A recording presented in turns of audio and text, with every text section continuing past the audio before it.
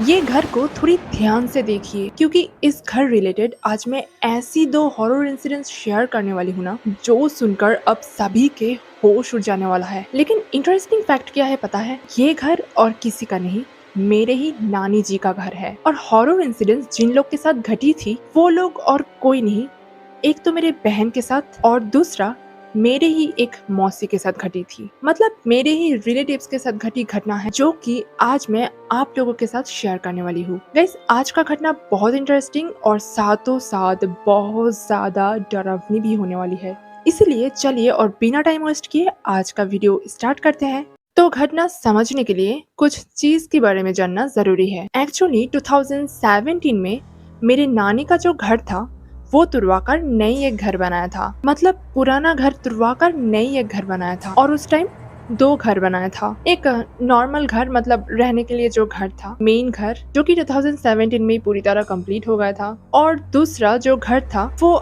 अधूरा ही रह गया कुछ रीजंस की वजह से, मतलब पूरी तरह कंप्लीट नहीं कर पाया। इसीलिए उस घर किसी की रहने का लायक नहीं है, मतलब स्टील नहीं है। इसीलिए उस घर में बहुत सारे पत्ता पुत्ता ये सब रखते थे। तो अब मैं आप लोग को समझाने के लिए जिस घर पूरी तरह कंप्लीट हो चुकी है और नानी जी रहती है उस घर को मेन घर, और जिस घर कंप्लीट नहीं हुई, अधूरा ही रह गई, उस घर को एबेंडन घर कहूंगी। तो उस एबेंडन घर की आगे, मतलब सामने वाली हिस्सा में एक बालकनी है और उसके आगे बहुत ही बड़ा सा खाली जगह है, मतलब फील्ड है। और लेफ्ट साइड में एक तालाब और राइट साइड में मेरे दूसरे नाना जी, मतलब मेरे नाना जी का जो भाई है उनका घर है। और पीछे वाली हिस्सा में थोड़ी दूर जाके उस मेन घर है, मतलब जहाँ से नानी रहती है। ओके, तो घर का पोजीशन तो बता दिया, अब मैं कहानी शुरू करती हूँ। तो मेरे बहन के साथ जो इंसिडेंट्स घटी थी वो मैं पहले बताने जा रही हूँ। एक्चुअली जब से उस एबेंडन घर बना हुआ है तब से हम जब भी नानी जी के घर जाते हैं तब भी उस एबेंडन घर में जो बालकनी है वहाँ से हमेशा चेयर ले जाके बैठ जाती हूँ, क्योंकि वहाँ से जाके बहुत ही अच्छा लगता है। सामने फील्ड है, साइड में तालाब है, और सबसे बड़ी बात ये है कि उस घर के आसपास हमेशा हवा चलती रहती, इसलिए गर्मी का मौसम में हमेशा उस घर में जाकर बैठ जाती। मैं और मेरी बहन एवरी मॉर्निंग वहाँ से जाके बैठ जाती थी,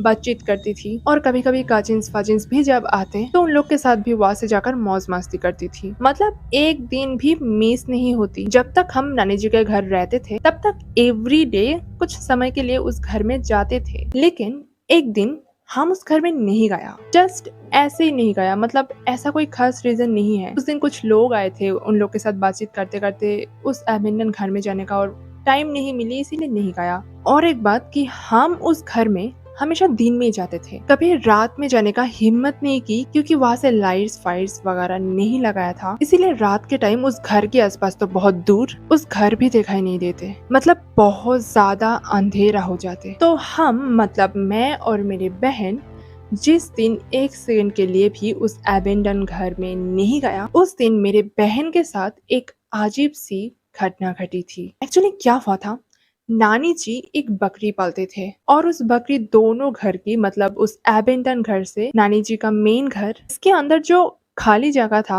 वहां से हमेशा रहता है। तो ऐसे भी उस बकरी हमेशा मैं आवाज करती ही रहती। लेकिन उस दिन उस बकरी एकदम शांत बैठा रहा, मतलब कोई आवाज नहीं निकल रहा था। तो उसी रात मेरे बहन जब घर से थोड़ी बाहर निकले तब उसकी उस बकरी के ऊपर नजर पड़ी। तब उसने देखा कि उस बकरी खड़ी होकर बहुत ही अजीब नजरों से उस एबेंडन घर की तरफ देख रही है। उस एबेंडन घर तो रात के टाइम दिखाई नहीं देते, मतलब बहुत ही अंधेरा दिखाई देते, लेकिन उस बकरी उस अंधेरे घर की तरफ ऐसे देख रहे हैं जैसे कि लगता है कि उस अंधेरी घर के अंदर कोई खड़ी हुई है और वो उसे देख रही है। और सबसे अजीब बात तो ये था कि शाम से लेकर पूरी रात तक उस बकरी खड़ी होकर उस अंधेरी घर की तरफ एक नजरों से कुछ देखती जा रही थी, जो कि हमें बहुत ही स्ट्रेंज लगा। लेकिन इनसे भी स्ट्रेंज घटना तो इसके बाद घटी थी। तो उस रात हम सब लोग मेन घर में सो रही थी। तो मैं और मेरी बहन जिस रूम में सो रही थी उस रूम में एक विंडो था,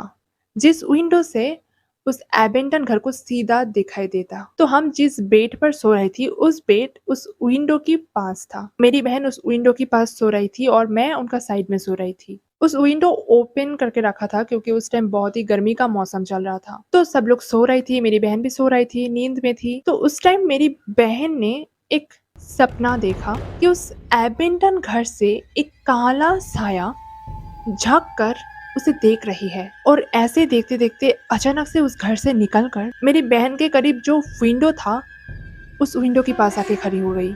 नींद में तब मेरी बहन की हाथ उस विंडो के ऊपर पड़ी हुई थी और उस काला साया उसकी हाथ बहुत जोर से पकड़ लेता है। इतनी जोर से पकड़ा कि तब उसकी हाथ में दर्द होने लगी। सपनों में उसकी हाथ में बहुत ज्यादा दर्द हो रही थी, इसीलिए अचानक से वो नींद से जग गई थी। लेकिन नींद से जगने के बाद वो बहुत घबरा गई, क्योंकि तभी भी मतलब नींद से जगने के बाद भी उसे ऐसा लग रहा था कि कोई उसके हाथ जोर से पकड़ कर रखा है, जिसकी वजह से उसे बहुत ज्यादा दर्द हो रही थी। लेकिन सपना और रियलिटी में एक ही चीज का फर्क था, और वो है नींद में उस विंडो के पास एक काला साया खड़ी हुई थी, लेकिन रियलिटी में ऐसा कुछ भी नहीं थी। जस्ट उस टाइम उसे ऐसा फील हो रहा था कि कोई उसकी हाथ बहुत जोर से पकड़ कर रखा है, जिसकी वजह से उसे बहुत ज्यादा दर्द भी हो रही थी। और उस टाइम वो उसके हाथ भी हिला नहीं पा रही थी। लेकिन कुछ टाइम वो बहुत कोशिश करने के बाद उस विंडो से उसके हाथ हटाया, और जब वो ऐसा किया तब उसे ऐसा फील हुआ था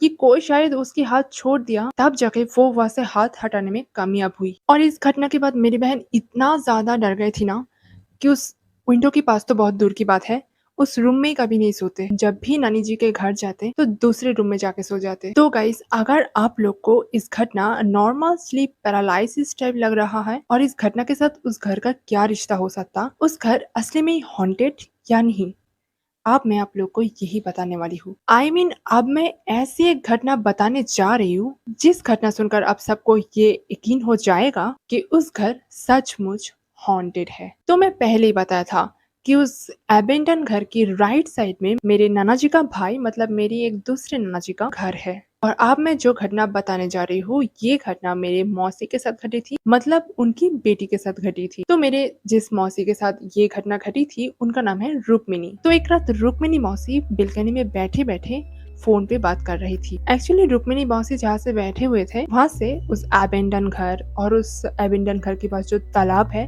वो सब थोड़ी बहुत दिखाई देता। तो फोन पर बात करते करते अचानक से मौसी का नजर उस तालाब के ऊपर पड़ी। मौसी ने तब देखा कि उस तालाब के किनारे में मेरे नानी जी जो कि मौसी के चाची होते हैं, उन्होंने कुछ कर रही है। एक टॉर्च लाइट जलाकर कुछ कर रही है। मौसी ने अच्छी से नोटिस करने के बाद देखा कि नानी जी वहाँ से मिट्टी खोद रही है। ये देखकर मौसी को थोड़ी अजीब लगा कि इतनी रात में चाची वहाँ से ये सब क्या कर रही है। इसीलिए मौसी ने नानी जी को बहुत जोर जोर से पुकारा, और मौसी की आवाज सुनते ही नानी जी ने काम करने से रुक जाते हैं और थोड़ी देर तक बड़े बड़े आंखों से मौसी को देखता रहा। तब मौसी को थोड़ी अजीब लगा कि चाची मुझे ऐसे क्यों देख रही है। तो फिर भी मौसी ने नानी जी को पूछा कि यहाँ क्या काम कर रही है, ऐसे मिट्टी की खोद रही है। लेकिन नानी जी तब मौसी की किसी भी बात का जवाब दिए बिना फिर से काम करना स्टार्ट कर दिया। मतलब वहाँ से मिट्टी खोदे जा रही थी, खोदे जा रही थी, और ऐसे करते करते कुछ टाइम बाद एक थैले में वो सब मिट्टी भरकर उस एबेंडन घर के अंदर घुस गई।